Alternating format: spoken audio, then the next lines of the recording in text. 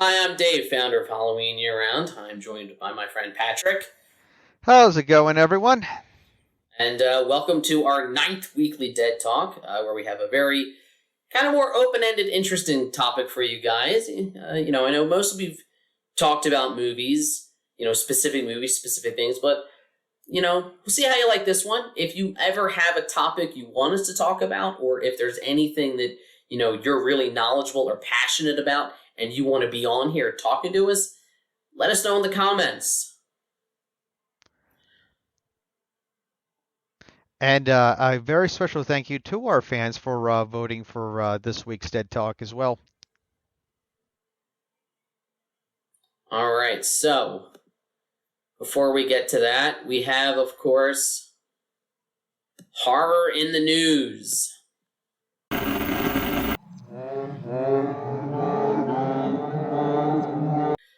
We've just learned that Christina Ricci has been added to the cast of Tim Burton's Wednesday Addams series over on Netflix. It's really fitting considering she was Wednesday Addams in the early 90s. No word yet on who she's playing. It's not Morticia, just because they have previously said that Luis Guzman has been cast as Gomez and Catherine Zeta-Jones as Morticia.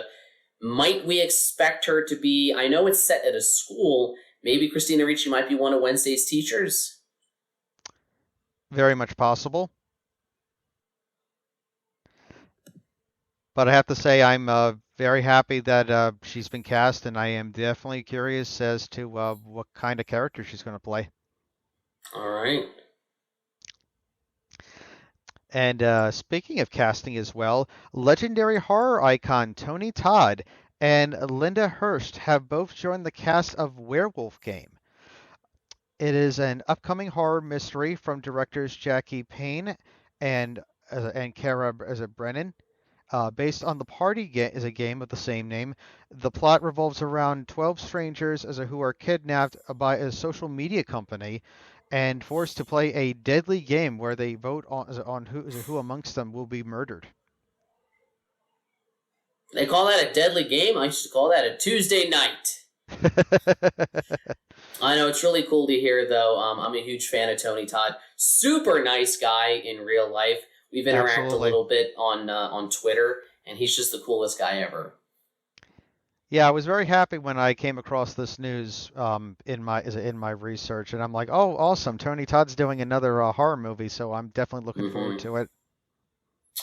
We also have a new horror video game coming out in June, simply called The Quarry, about a group of campers being terrified by an unknown threat in upstate New York.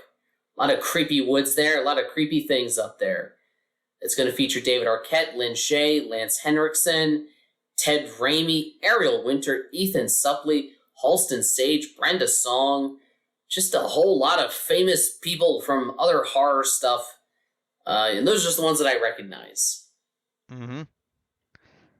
Yeah, I have to say a very star-studded cast for this one. I was like, wow, this is really, really cool. So like I had to share that with you and for everyone here. And then, of course, for me personally, the most exciting thing I saw this week, we got the weirdest looking on-set picture of Nicolas Cage as Dracula in the new Renfield movie. Yes. So they're shooting it in New Orleans right now. And I know people are saying that he kind of looks like a cross between like John Travolta in Face Off with a little bit of Thanos with like the rings with the different gems. I just gotta say, one of the most bizarre actors out there, but no other actor does indie horror quite like Nicolas Cage. Absolutely. I mean, I just love like the crushed velvet suit that he was rocking in that as a photo op. I'm like, wow, that is really, really neat. Yeah, I think a friend of mine said it's like the Liberace Dracula, which I'm game for. Like, just the weirder the better. Yeah, like I'm just looking forward to like how he's going to quote unquote Nick Cage this kind of Dracula. Mm-hmm. Like what kind like how crazy he's going to get, like like how he's going to yell at Renfield, how he's going to flip out at someone, or maybe like how like crazy suave he could do, like maybe from like Snake Eyes, that kind of thing, like a you don't say. Well, whatever it is, it'll be very interesting and cool to see. Absolutely. Definitely looking forward to this one. Big Nick Cage fan myself, so can't wait. And also, what I can't wait for is a new Ghostbusters game. Yes, we got a new Ghostbusters game coming out. Is it connected to the new movie at all? Actually, yes. Okay. Yeah, it's set within universe. After the events of Ghostbusters Afterlife. The game is called Ghostbusters Spirits Unleashed, and it will allow up to 4 players to fight ghosts on a 4 versus 1 asymmetrical multiplayer matches. It's done by the same team who did the Friday the 13th game. Where you had to survive Jason, or a player would play Jason, like trying to kill the campers and that. So very similar to this. I However, never played that one, but it was very popular, I remember. I played a little bit with a friend of mine, and I definitely did enjoy it. It was really cool. Um, and so it's the same team for this, which is really awesome. Set within the world of Ghostbusters after the events of Afterlife. Ernie Hudson and Dan Aykroyd have been confirmed to reprise their characters in the game. No word yet if Bill Murray is going to be confirmed yet. I know, He's tougher to get. yeah, like I know, like Like in the tougher to get to agree to something like that. yeah, that's true, and it's something that is difficult as well. I mean, heck, I mean, even like the last Ghostbusters game, the last big one I remember in particular, it did have all 3 of them returning, along with uh, Harold Ramis. Actually, that was like his last major role for a Mm-hmm. Ghostbusters project. So like it was like very special. I mean, the game is aged like decently, and it's a shame, like like that. Like Harold Ramis is no longer with us, but I know he'll be there in spirit with Spirits Unleashed. So, Of course. yep. So I'm really looking forward to that, and it's set to come out fourth quarter of 2022 for PC via the Epic Games Store, PlayStation 4, PlayStation 5, the Xbox Series X and S, and Xbox One. Oh, and speaking of other cool science fiction-y kind of stuff, with the success of Mystery Science Theater 3000's Kickstarter to create 13 new episodes, the general public will soon be able to stream the newest season on May 6th via the Mystery Science Theater 3000 application for Roku, Amazon Fire TV, Android TV, Apple TV, and of So course the so as Ring. I understand it, the individual episodes are going to be up for purchase, or like you can purchase the whole season. Uh, you can purchase the individual episodes. You'll be able to purchase the entire season if you wish. Um, like for like Kickstarter backers like myself, since I backed the tier where I will get ownership of the digital releases for Gizmoplex, which is what the app is called for MST3K, or like Mm-hmm. indirectly, that's what it's called. We'll be able to stream it. We'll be able to own that and stream it. Like for example, like the newest episode of Santo in the Treasure of Dracula, Kickstarter backers got the first preview of that episode before anyone else. So the general public isn't able to view it yet, but come May 6th, Okay. it will be there along with several other episodes that will be airing in April and in early May. So Kickstarter backers are getting, like I said, like first, viewing, like first viewing of it, and then general public is coming out for May 6th, and then it will just continue onward. And speaking of the pass, let's see. So the prices will vary for season 13 episodes and specials, ranging from single live stream events for $10 each, rentals of new episodes for $8 each, or getting the season pass for $135. That includes the streaming events for all 25 live stream events. This includes the new digital shorts as well as for season 13, as well as digital copies for as it for forever as it for everything for that season. So that way you can download it and keep it for life. All right. Yeah. Well, speaking of Patrick's shirt, we are getting a new Evil Dead movie. Evil Dead Rise is coming to HBO Max. Doesn't have a release date in 2022. We just have an official R rating by the MPAA, but if it's any self-respecting Evil Dead movie, they had to resubmit it 10 times to get that R rating. It's unfortunately not going to feature Bruce Campbell, which Yeah. I don't know how. I mean, the 2013 remake was a solid movie, and that also didn't feature him, other than the cameo. I don't even recognize the people who are starring. I think one of them's from Vikings, but I'm always a fan of, more content. It's more stuff to enjoy. It's definitely something that I could see us talking about here on the channel when it comes out.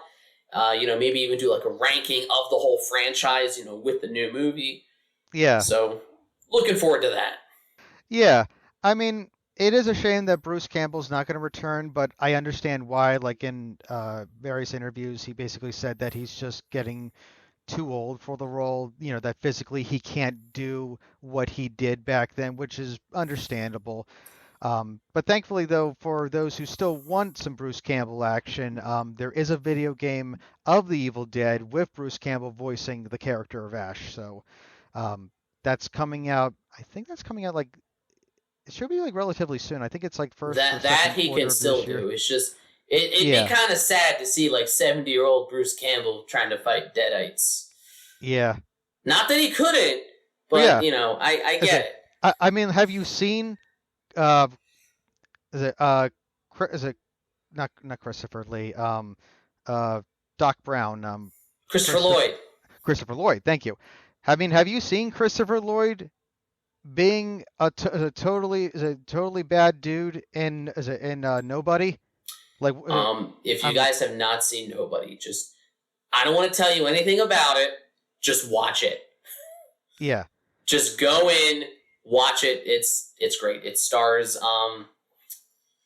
what's his name? Bob Odenkirk from Breaking Bad, Better Call Saul, and Mr. Show. So definitely check that out. Yep. And Christopher Lloyd is totally awesome in that the role of the dad. I really mean that too. Like I really enjoyed his performance in that. And speaking of various performances that are coming up, from a certain YouTube movie reviewer, director, and celebrity, Chris Stuckman I've seen his channel. Yeah, I've seen some of his stuff too. Really solid stuff and a dedicated movie fan through and through. And currently, he has a Kickstarter for a paranormal film called Shelby Oaks, which by the time of the airing for this week's Dead Talk will have fully reached its Kickstarter goal. Cool. Yeah, it is based on the Paranormal Paranoids internet mystery. This will be his first feature-length as a horror film as well. It's cool to see YouTubers kind of making that jump from YouTube to like making feature movies. That it gives me hope and inspiration that that could be us one day. Yes, absolutely, and I would totally be down for that. And also just to see like other YouTubers like coming out and making movies and whatnot. Like I know, for example, James Rolfe has done an Angry Video Game Nerd movie, but he has been talking for a long time about doing like his own independent horror as a film. And seriously, James, the time is now. Do it. The time is now to do it. Yes. Dead Meat's doing one. The guys that do the kill count. Ooh. They're producing one that's about it's like a slasher comedy about the rivalry between I think Michigan and Ohio State University football. That's all I know about it.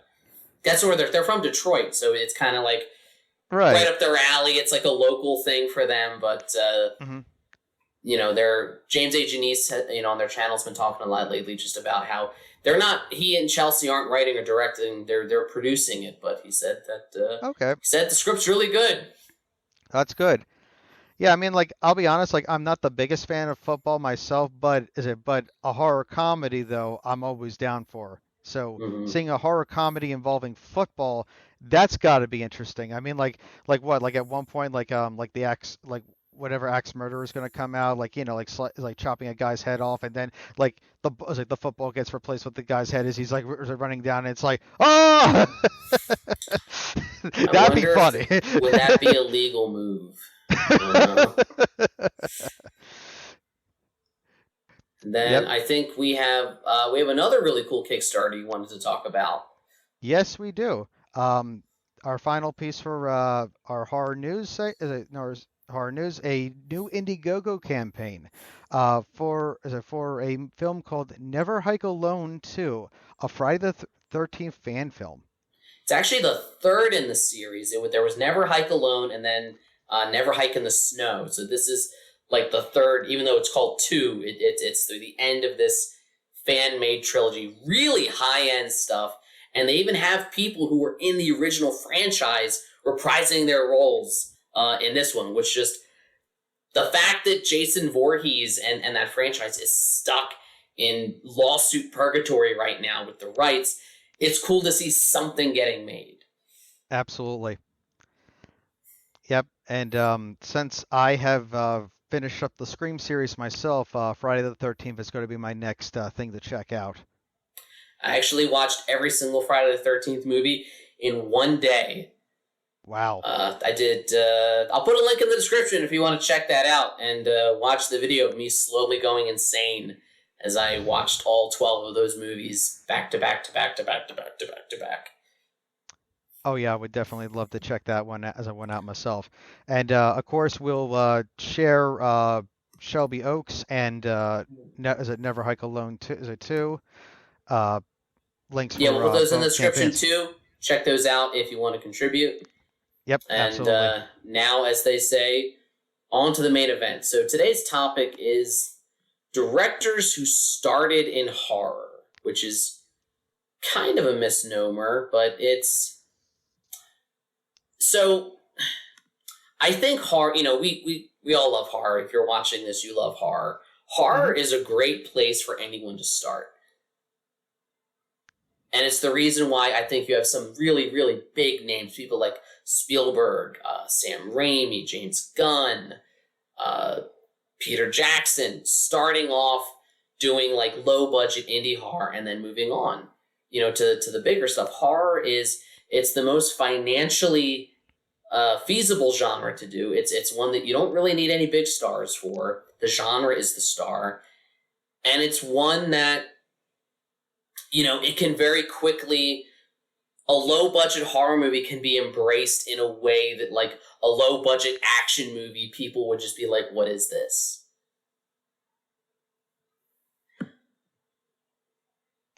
Oh yeah, absolutely. And the genre itself, like, also lends itself to a lot of creativity and freedom of creation as well for up and coming directors too, because um, like versus like say like big Hollywood blockbusters where you know various executives like have their final says and whatnot. Horror is a lot more flexible and fluid, so it's always cool to see how various directors are able to come up with unique ways of doing various kills or how they want to be able to present their story from different perspectives. I think it's interesting you talk about the creative freedom. You look at something like, when they made the original Evil Dead, it was like a skeleton crew, no pun intended, living in that cabin. And they said it smelled horrible. Like, Oh, this was not a big budget production. yeah, that's true. I think even the car itself was owned by I think it was Ted Raimi or Hmm. yeah, Sam Raimi's brother. Yeah. And it just, it speaks to that creative freedom you get that Sam Raimi he's able to hone his directing skills, doing Evil Dead movies, and then eventually he's helping jumpstart the superhero boom with his Spider-Man trilogy. Yeah, I still remember like when I first watched Spider-Man like, for the first time and I'm like, wow, like this movie is going to change everything because it was like a few years after um, the demise of Batman with Batman and Robin. I mean, I Hmm. remember still seeing that in the theater, and I still would like my money back for that. But But yeah, Spider-Man yeah, was it was a game changer. yeah, that and X Men too. But yeah, like but Spider Man was like think. Well, X Men was the very first one though. It was Spider Man that just kind of It made solidified everything. it. Yeah, kind of like the way like Peeping Tom is considered like one of the very first original slashers, but Psycho was the one that really like made it popular, Hmm. with Texas Chainsaw Massacre like following with a strong push. And there's elements where you see the guy who made Evil Dead in Spider-Man. Look no further than Willem Dafoe's facial expressions. And Yes, his whole performance could have come straight out of Evil Dead. absolutely. And it's like Raimi knew that. He Yeah. knew let's make a villain like this. And it's cool to see, him even before he was winning Best Director and 11 Oscars for, Lord of the Rings Return of the King, Peter Jackson was using his parents' oven to like make grotesque monster makeup for Brain Dead. Yes. Oh yeah, that's right. Even I think one of the orc leaders, Gothmog in Return of the King, was based on the monsters from Bad Taste. Like big Oh kind of swollen yeah. up face. Oh yeah, you're right. I could definitely see that. And it's so cool to see that, horror is I tell, if you want to get into filmmaking, horror is a great movie to it's a great genre to start with for your first feature. You Yeah. can do it I'm cheaply. It can be done very effectively for a low budget, and you see these big name directors. I right. mean, could you have imagined being there in the early '80s and thinking, oh, this guy making this weird movie in this cabin, he's gonna helm a superhero trilogy that makes billions? Yeah, I know it's pretty crazy. Or the fact that a guy could literally have his actor like revving up a lawnmower, like mowing down like undead zombies in one of the most gory like scenes I think I've ever seen in any kind of horror film. Oh, he You goes know, all if out. oh yeah, absolutely.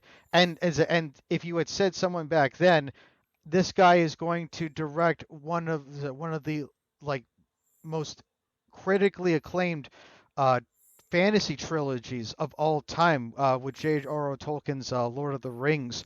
Like people would have been like, "You're insane!" Like like why would Like, they give this guy like the fact that the Tolkien that estate would give the keys to Lord of the Rings after watching, Bad Taste. right? I will say the Frighteners is really solid though, and I think that's what really helped his reputation. That and Heavenly Creatures kind of got Yes, him noticed by. But that's my point is that they start off with the cheesy low budget horror, and it's a stepping stone. And yeah, as much as I'd love to see this director stay in the horror, it is inspiring to see them move on. Look at James Gunn. Starting off in Trauma. yes, that's right. Doing really low, like the Yeah, lowest of the low budget, which yeah, I respect the hell out of them for. hmm absolutely. And I remember, we just met Lloyd Kaufman a Yes, couple weeks ago at Monster Mania. I hmm had spoken with Lloyd's assistant at PA HorrorCon last year, and this was right around the time The Suicide Squad was out in theaters. It was really popular. And, I said to him, I said, is what's it like to see James Gunn start in Trauma and move up to like, big Marvel DC movies? And he says, Trauma is what gave him a chance. It was an absolutely. avenue for him to grow as a as a filmmaker. Absolutely. And I think that's very important because like, people need to be given a chance, especially like if they have the passion and the drive and they want to really want to, create that kind of art. They got to have an outlet for it. And you're right. Like Trauma gave that for James Gunn. And he took that same energy and he then did Slither and then he did the Mm-hmm. very first Guardians of the Galaxy movie. And I still remember reading like major critics saying that it was going to be Marvel's like first major flop, and I just knew in my heart I'm like, you know what? I think it's going to do way better than anyone expected. I just didn't Mm-hmm. realize how much because it even beat Transformers at the Yeah, it box did. office for the amount of money, Yeah, it did. which I'm not going to lie, like like my heart skipped a beat, and I'm like, that is awesome because like he took everything he had learned from his days at Trauma and just put it in there. It was Mm-hmm. because like he had several guiding principles. He had the principle of I want to bring color back to superhero films. I want to be able to bring back the comedic space adventure. I want to be able to bring back characters who really are unique, weird, awkward. You can feel that, like you can feel like that heart is it hard, like from Trauma, like beating with it. I mean, Lloyd Kaufman even has a cameo in that in the Yeah, first it Guardians does. film as one of the prisoners, and I'm like, that is so awesome that he did that, like for as like for one of his mentors that he Mm-hmm. put him in a film like that, so like that he never forgot his roots, which I really love, and you can feel that, and it's really cool. But not every, starting out director gets the complete total freedom. Look at Steven Spielberg. I know Jaws was, to this day he says Jaws was one of the hardest experiences of his life, just because of all the pressure. Universal was kind of breathing down his neck. He got a little bit more freedom when making Duel, which, if you have not seen Duel, it is amazing for what it is. It was a movie of the week on, I think, either ABC or NBC, about this guy being chased by a truck on the road. And that's it. That's it for like 90 minutes. But it is the most tense, thrilling stuff. Have you seen it? You know what? That's one that I do need to see. I mean, You I've heard, gotta. It is yeah, I know, so tense. I've heard a lot of excellent things, and I mean, I definitely enjoy Spielberg's works, but yeah, surprisingly, like some of his older stuff, like I haven't had a chance to watch. I mean, I've seen Jaws, and I've seen like his other various works, but but yeah, not Duel, Yeah, surprisingly. But Duel. that's on my list. It's his first That'll be on my feature list. movie. It's a lot of people think Jaws is his directorial debut as far as movies go, and if you count theatrical movies, it is. But Duel was shot to be a movie, and it aired on television in the U.S., but it was released theatrically over in Europe, Ah, and that was a movie that it's literally called the movie of the week. It's not like they had very high expectations for it. It was meant to be kind of, to be consumed and disposed of in a week. And he gave them this really, really good, really suspenseful movie that felt like, it was like if Alfred Hitchcock had directed Fast and Furious. That's what Duel was. wow. Now And that's saying a lot because I'm a it's huge fan of yeah, Hitchcock. it's great. And even that, a lot of the techniques and skills that Spielberg used there kind of pop up later in his movies, where Hmm. he started off in television, and then of course this TV movie. And at the time, a lot of that stuff was shot in close up because they figured, oh, people are watching it on their TV. You know, make use of the small screen, shoot everything in close up. He shot Right. everything cinematically. He would Ah. use he would use master shots and wide angle lenses, stuff that you didn't normally see, and it caught notice. So that when Jaws came along, Universal pegged him to do it, and I think Jaws has gone down as, I know it's controversial. I know some people say it's not a horror movie. I'm settling it right now. Jaws is a horror movie. It's a monster movie. It counts. It counts. Yeah. Yeah, I mean, it's definitely a monster movie. There ain't no doubt about that one. I mean, plus, with all the various kills in it, yeah, I would definitely consider it more of a Oh horror yeah, movie. I mean, because if you compare it to say like Friday the 13th, it makes sense because like it's an unknown force, that just exactly. comes out of as it comes out of nowhere. So there we have, you know, I feel like this topic, we have the directors that kind of started off in horror and then moved on to bigger things and kind of don't do horror as much anymore, with the occasional exception. Like, I loved seeing Sam Raimi go back to horror in 2009 and make Drag Me to Hell, which is one of my favorite movies of the 2000s. Yep. And also since I have seen Ash versus Evil Dead the series, that was really cool that he wanted to be able to continue Evil Dead Mm-hmm. in a bit of a different format for television, mainly because from what I've actually gathered, it turns out that the fourth Evil Dead movie he wanted to make was so long and such a heavy script that he later readapted it for For the TV show.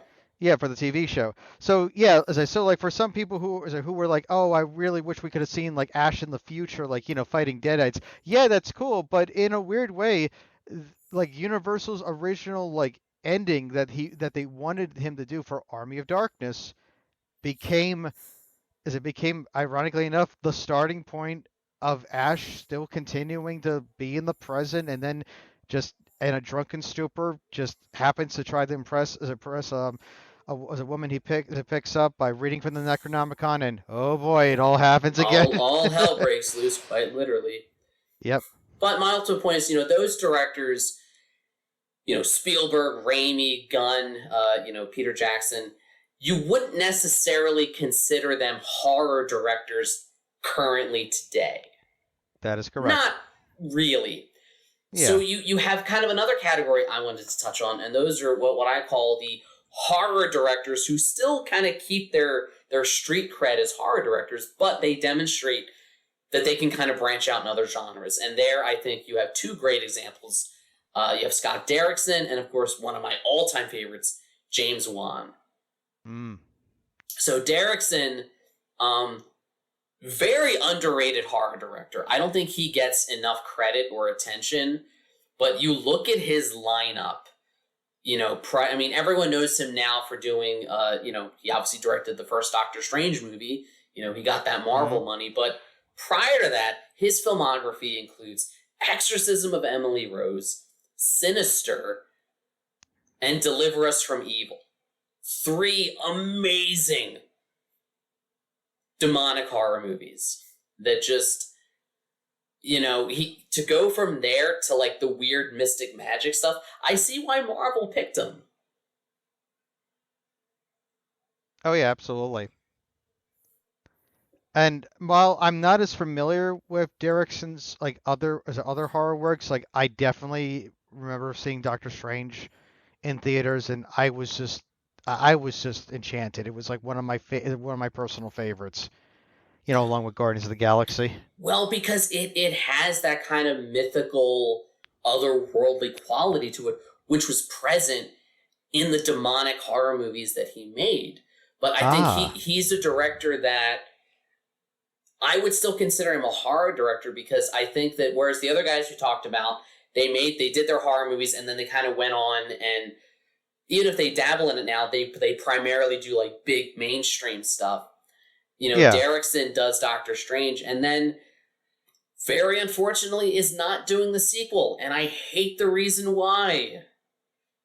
For those unfamiliar, allegedly, this is all internet rumor, so please take this with a very large grain of salt. He wanted to go all out with the horror of Doctor Strange and the Multiverse of Madness, and Marvel and Disney said, well, we kind of still need it to be like Marvel Disney scary, not sinister scary. So he officially left the project for creative differences, and now we're getting Sam Raimi to do it, which is really cool to have him in the MCU now, even though technically he already is with his Spider-Man movies, thanks to No Way Home. Yep, and for me personally, that's another thing I wanted to touch on too. When a horror director becomes in mainstream, like how he brings in like a favorite actor of his. So in this case, Bruce Campbell for all 3 Spider-Man films.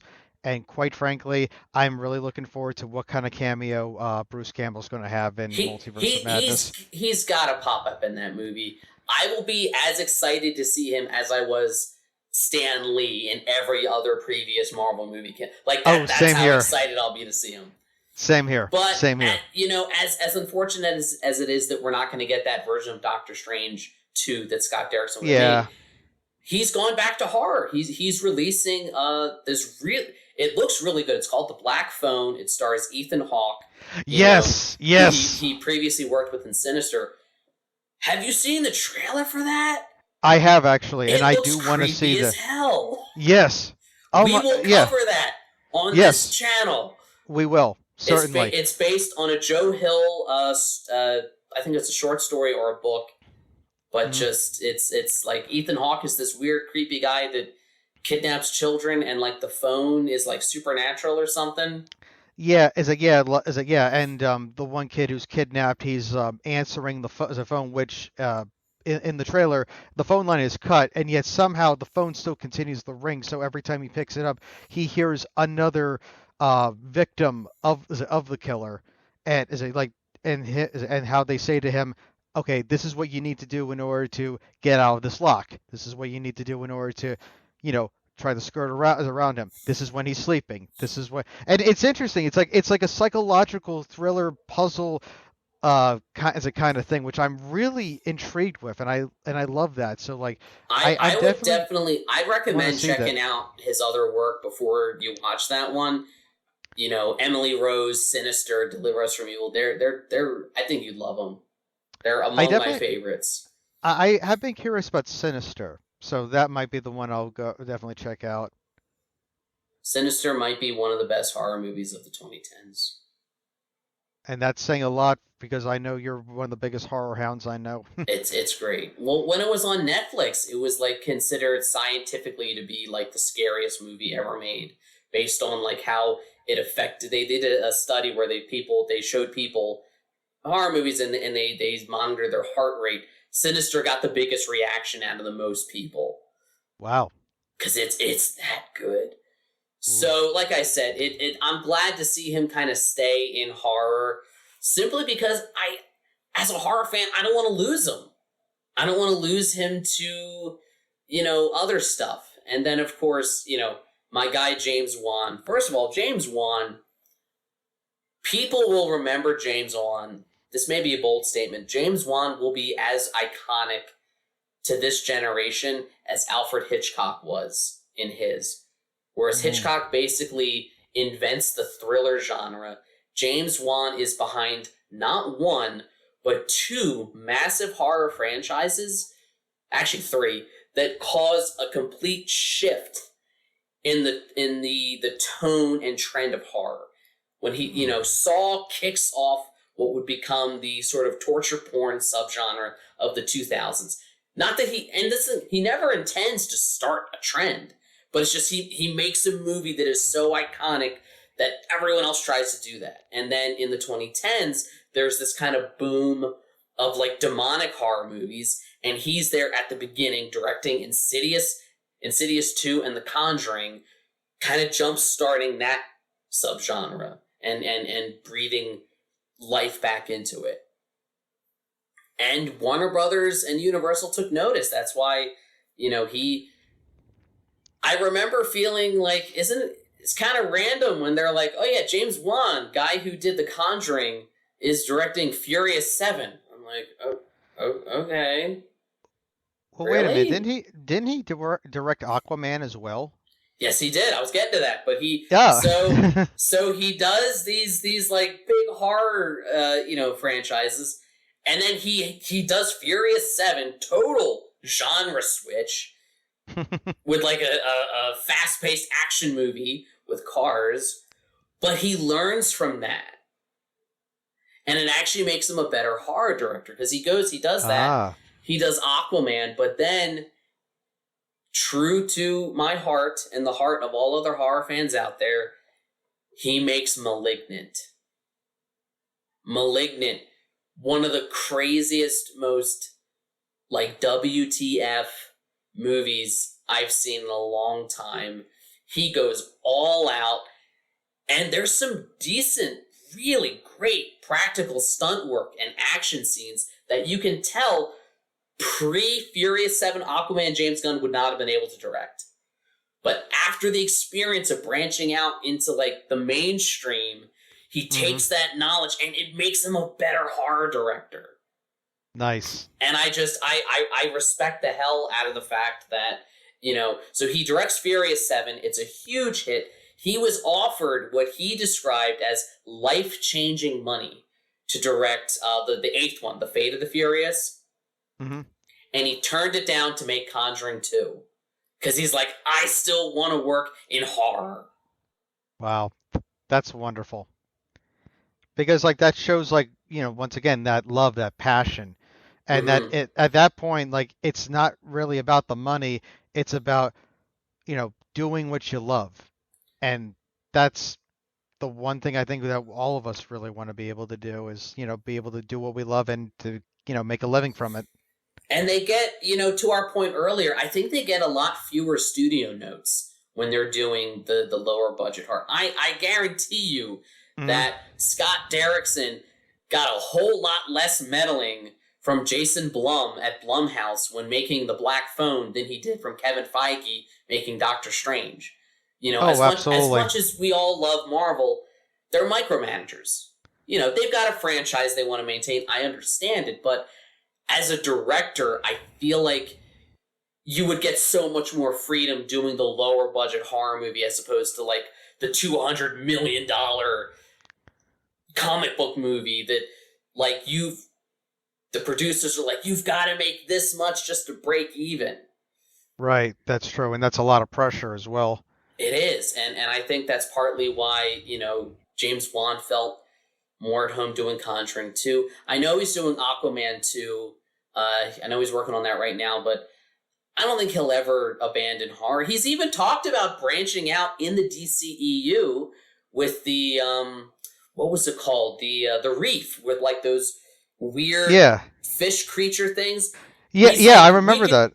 He was talking about doing a horror spin-off of them and going like full H.P. Lovecraft deep sea monster horror, which please make that movie.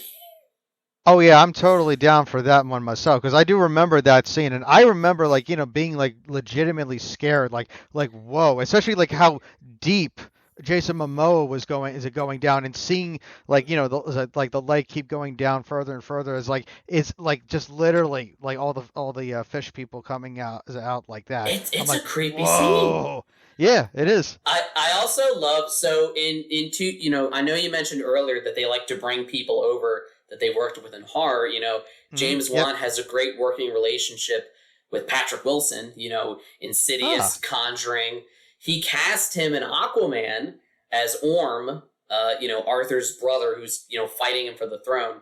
Yes. And there's a scene where Orm like betrays another one of the kings under the ocean and kills him. I remember. And Patrick Wilson makes this creepy face, like this creepy smile. And I'm like, that's the same face he made in Insidious 2. I know that face. That's the same face. Nice. So that group, that duo, I just so much respect for them, and I love that. Even when they branch out, it's like horror is like the mafia. You try to get out, and it just pulls you back. Pulls you back in. Yep, that is very true. Then we have one more group who what would you even call this group? Yeah, it's a very unique group because like the undefinable group. Yeah, it's like it's kind of like it's a group that like it kind of plays by its own rules, if you know what I mean.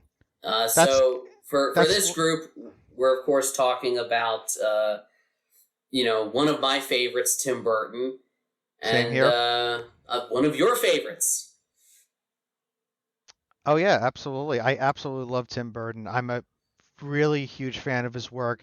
I mean, in addition to like Batman and Batman Returns, which are like two of my absolute favorite Batman films, especially Batman Returns. Like I absolutely love how, like dark and whimsical and, like how he just took like that kind of like darker, more macabre approach, and Hmm. just cranked it for that, which I really enjoyed. But at the same time, though, like the really interesting thing is just how he has that unique like background and how he does and how he really breaks out in the 80s with films like Beetlejuice, when he did Frankenweenie, like So, the would you like the consider original him a short. horror director though? Because you've and that's Yeah, what I mean. You've got this yeah, mixed bag where, right, yeah. I mean, the only movies of his that I would consider straight up horror would be probably Sleepy Hollow, Yes, I would agree with Sweeney that. Todd, Yes. Frankenweenie as like kids horror, Yeah, kids horror. Yeah. and I don't know, maybe Beetlejuice, but that's more of a comedy. Well, it could be considered comedic horror. I mean, kind of like Evil Dead when you think about it, because like I mean, you have True. like you have the characters getting possessed, and then like at dinner, like you have like the shrimp finger hands, like coming in and drawing them in. Then of course you have Beetlejuice trying to marry Winona Ryder's Lydia, and of course just all the craziness that goes with that, just like really dark macabre stuff. And you know what, even and while this is more of a family friendly film, but there are still certain scenes from Pee-wee's Big Adventure that are still talked about like years later that scared people as kids in the 90s. I mean, the scene with Large Marge, the truck driver that takes Pee-wee cross country, and her telling the story of this horrific accident, and the way Large Marge was just the way she's just drawing you in, like the actress who's like drawing you in, and then eventually just like how she then just looks at as a camera with that crazy like stop motion effect, and it's freaky. It is legitimately freaky. So So like he's got the style, and that's what I mean yeah, is yeah, he has the his style. style is present in all his movies, but Yeah, very I macabre. don't I don't know that I would consider every one of his movies to be a horror movie, and that's why I kind of Right. struggle to define him. It's like him, and I know the other one we were talking about was Guillermo del Toro, both Yes. directors that have very strong styles, both very kind of dark, macabre. I know Burton's a little more whimsy. Yes. Del Toro's a bit more kind of, I guess you would say, like poetic and grim. Yeah, poetic grim and more dark fantasy, if that Yeah, makes dark sense. fantasy I think is a better way to say it. But Hmm. they're kind of like categories all to themselves. Like I Yes. struggle like Del Toro would. So I know we talked about Nightmare Alley, on here, but would you consider that to be a horror movie?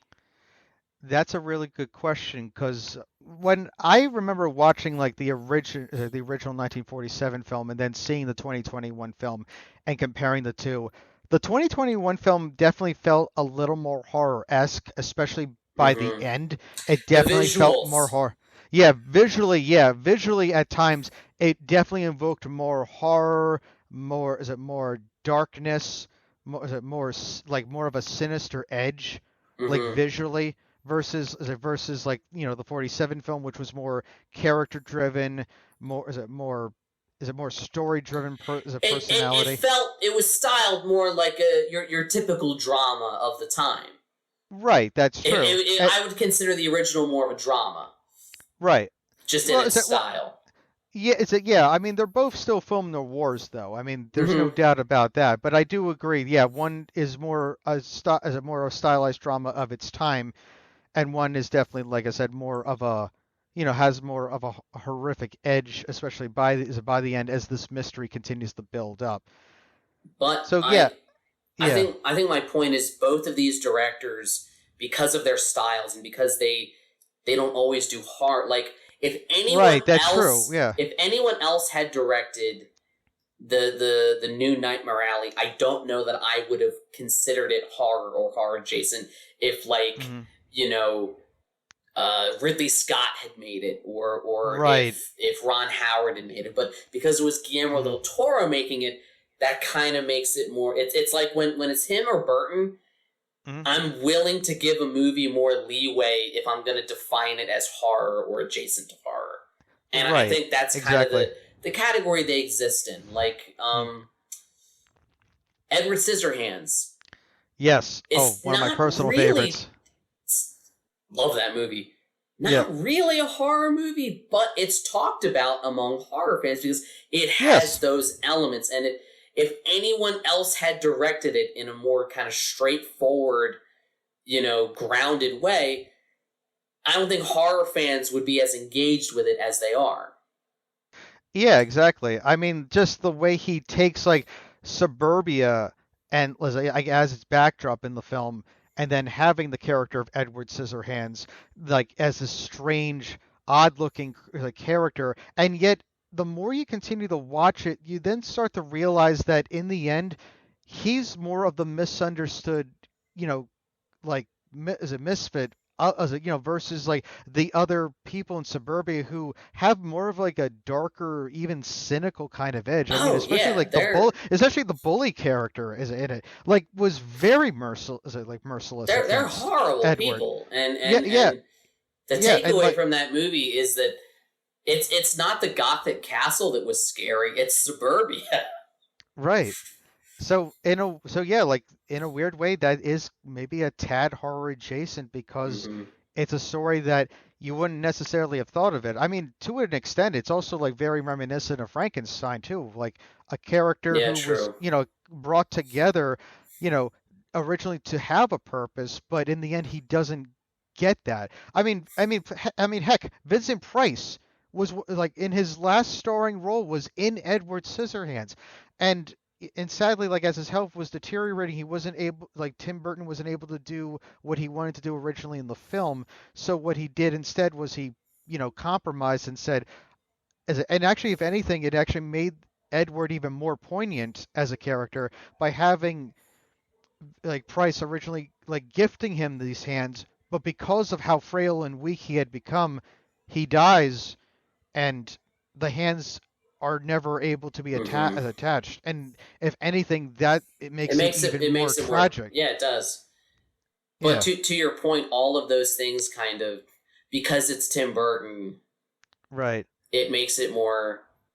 Burton and Del Toro are two directors that, unless a movie they've made has like nothing to do with anything spooky or supernatural at all, Hmm. and they're rare, like Yeah, I guess I wouldn't consider. So Tim Burton was great doing. He did this movie called Big Eyes with Amy Adams and Christoph Waltz. Great movie, but it's one of the few ones he's done that'd be like, all right, that's just a straight up drama.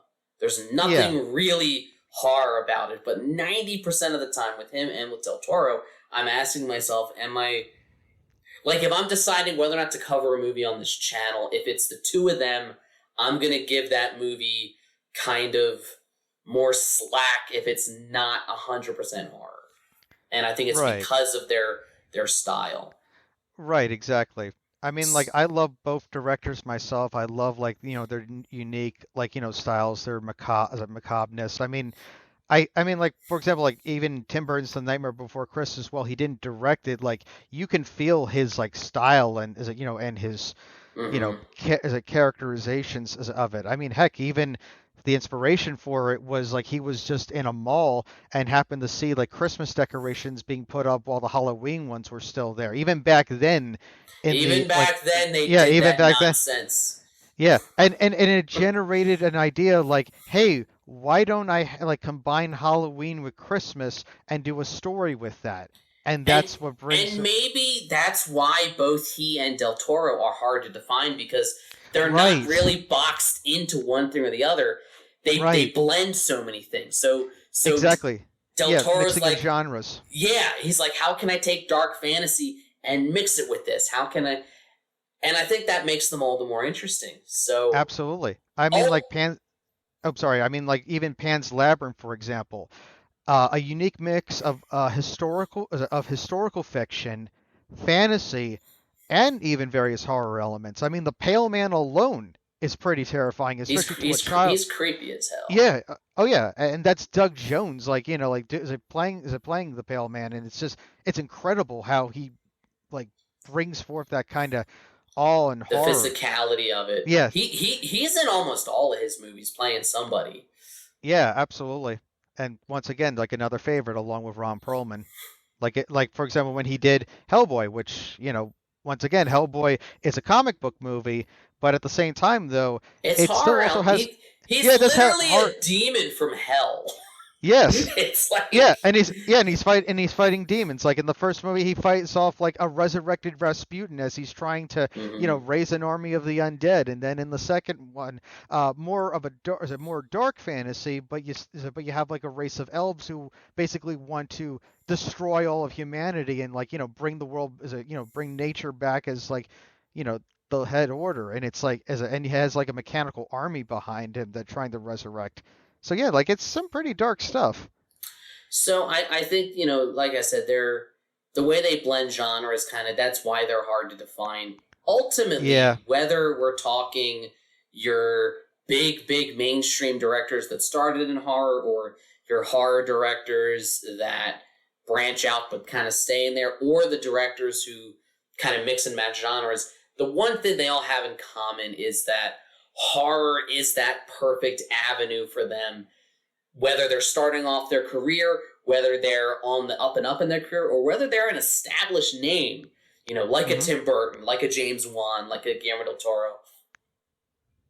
Horror grants them freedom. It's such a cool genre that, like, there's only so many different ways you can shoot or you can film a drama movie, Hmm. Very or true. or or or a comedy. Horror, it leaves so much room to be creative with the production design, with the makeup, with the cinematography, with the scares, it's a genre that there's just so much you can do with it. And I think that's why, we wanted to talk about this topic so much, because it's been a great starting point for so many people's careers, and it's the reason why fans keep coming back. Yeah. I mean, I love, seeing that kind of creativity. And since I've been watching more horror movies, Thanks to thanks to your me. recommend. Thanks to our founder, as well as also just any of your recommendations I enjoy. Like, I love, seeing like where certain directors come from, where they go, as well as also like like from time to time seeing like oh yeah, I remember this guy, and oh, he's doing a horror movie now, that's cool, or oh wow, I had no idea that that James Gunn like was so big in the trauma as a back in the day, and I can now feel that kind of love and appreciation because of that, like for Guardians of the Galaxy, like I mean, and as a back fan. then he was making movies. Trauma, they were like the misfits of the film community. They were the other guys. And Yep. then literally James Gunn is like the champion of the misfit with Guardians of the Yes. Galaxy and the Suicide Squad. Yeah. And once So again, yeah, which it's a lends great itself very avenue.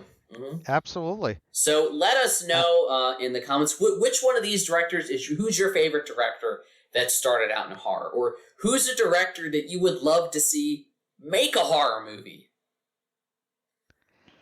yeah, because you know what?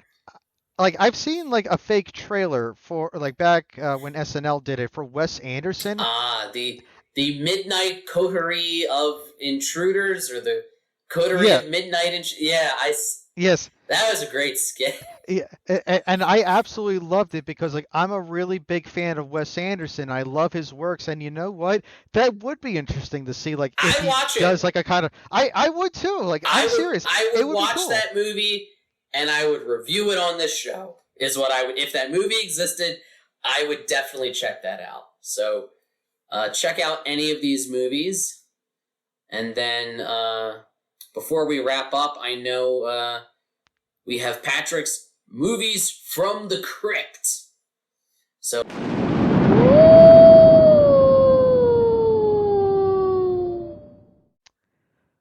Hello, all you horror hounds and media monsters out there. This is your pal Patrick saying to gather around the film graveyard as I dig up some tasty new releases in our physical media segment known as Movies from the Crypt. Now available as an exclusive on Shout Factory's main website is the 1977 horror film Meat Cleaver Massacre. Never heard of it. Love the title. Yeah. Oh, like that alone makes me want to check it out. Yep. And actually, I did do a little bit of digging up on this one. It's basically a revenge story. Okay. Of a man whose family is attacked by very serial killers who just gang up, kill his wife and as a child, and he is uh, hospital bound. So he then makes a dark pact with some demonic presence, hoping that wishing for his vengeance. Family member. Yeah, for his vengeance for his as a family, and of course the crazy ways that each one of the serial killers get killed off. So, I'm assuming it involves a meat cleaver. Yes, which is very effective at chopping. Yeah, yeah, and I've seen the box art cover of it, and yeah, it is definitely that meat cleaver, as well as also the various serial killer heads, like on the fingers of said meat cleaver. All right. Yeah, I mean, like that's another thing I just love. And hopefully all you horror hounds and media monsters out there love it too. Old-fashioned box art, especially like back in the 70s and 80s when they were really creative with that kind of stuff. It's a bit of a lost art, unfortunately. Nowadays it's mostly just photoshopped pictures of the actors. Yeah. Well, that's why I always appreciate when you have companies like Fright Rags having various artists doing such creative works like this to really help to emphasize like the true avant-garde and essence of the film. I love that kind of stuff. So, hopefully one day we'll see more of that kind of stuff. But speaking of more Shout Factory releases, we also have a now available film from 1964, a British horror film called Nightmare, which is now available on Shout Factory. Yep, just Nightmare. What's that one about? That one's about a young girl who witnesses her mother killing her father. So yeah, pretty traumatizing stuff. Oh, looks like it's a Hammer movie. Yeah, it's one of the older Hammer films out there, and basically she is in and out of a mental asylum. She's basically trying to overcome what she had seen as a child to try to become like a regular member of society, but mysteriously enough, she still keeps seeing those flashbacks, and she feels a sinister presence. Could it be her mother? You have to check out that one to find out. That almost 60-year-old movie. No spoilers for 60-year-old movies. Yeah. That's right. What else do we have? What else we got? What else we got is the Phantom of the Mall, Eric's Revenge on Blu-ray, coming to terrorize your local mall, March 29th. That's just in a couple days, so check that out. Yeah, absolutely. Yeah, an interesting title. It's always cool to see like a kind of Phantom of the Opera style, in a mall setting. Always neat. And what's also really neat, and ironically enough, something we had talked about a little earlier in our main segment, the 2021 Oscar-nominated film noir / psychological thriller Nightmare Alley, directed by Guillermo Del Toro himself, arrives. That's getting a release date? Yeah, well, yes, it does. It's arriving in your hometown this week on 4K and Blu-ray. It is out. And if you're watching this the day we release it on Sunday, root for it tonight at the Oscars. It is up for Best Picture and is up for 3 other technical awards tonight. So, fingers crossed that we get it would be awesome if it wins Best Picture. I'd be happy to see it win something, just because horror and horror-adjacent movies get so little respect come award season, so I'm always excited when any of them get nominated for anything. I have to root for them, and it's such a great movie. Oh, absolutely! It was one of my personal favorites of 2021, and I agree with you. and we need to see some more love out there. So come on, Oscar people, give this movie some love. And speaking of love, ironically enough, rumors around the graveyard suggest that the movie X Oh maybe my poke god. yeah Did maybe you poking. really do Speaking of Love and then segue that into that movie? Hey, That what can is I say? I'm just awesome. that good. Thank you. Thank you kindly. I'm just that good, No man. comment. No comment.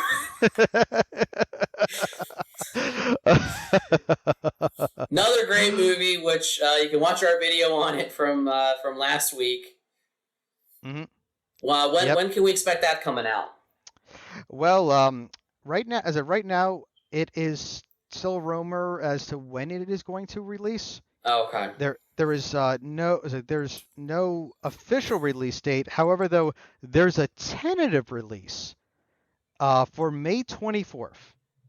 All right. So tentatively, doesn't mean that it is. I mean, like we've had other releases get delayed, like Wes Anderson, not Wes Anderson, Wes Craven's is it Cursed, getting It happens with delayed. this business. Yeah, it is what it is. But at the same time, though, I'll happily wait because, like I said, I love physical media.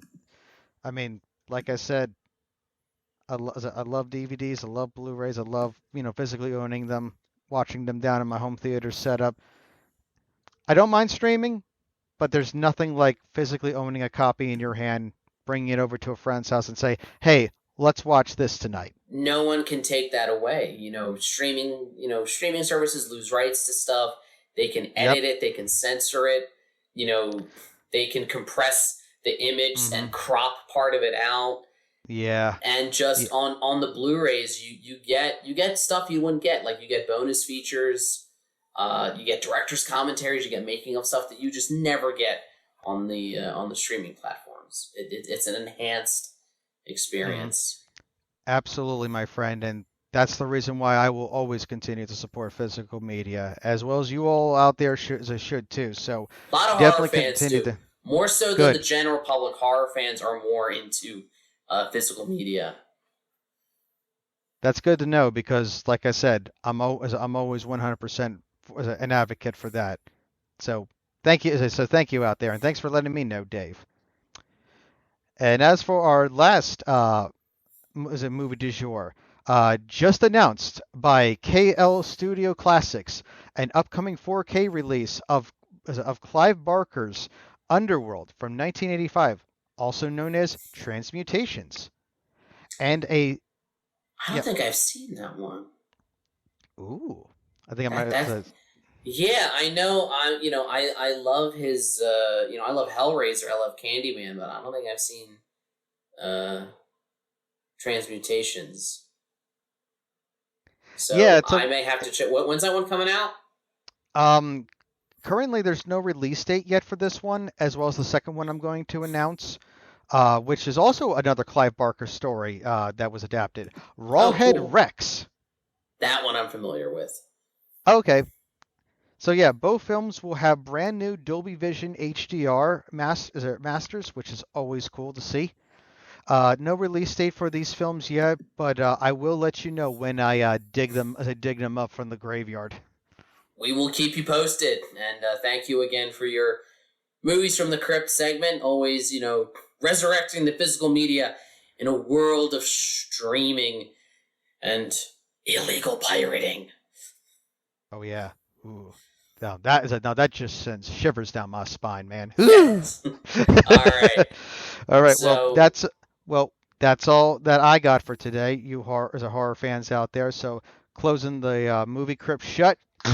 Till next time. all right. Back to you. Now that the crypt is shut, that about does it for our show this week. Thanks so much for watching. We will be back next week talking about a certain Marvel Sony vampire movie that has unfortunately had more delays in release date than New Mutants. But we'll see how Morbius is. We'll address the fact that I kind of look like him right now. All of that next week. So thanks for watching. Thank you for coming to our Dead Talk. As always, like, share, subscribe, all the YouTube stuff. If you don't, you may end up being locked away in a movie crypt, and Patrick might not let you out.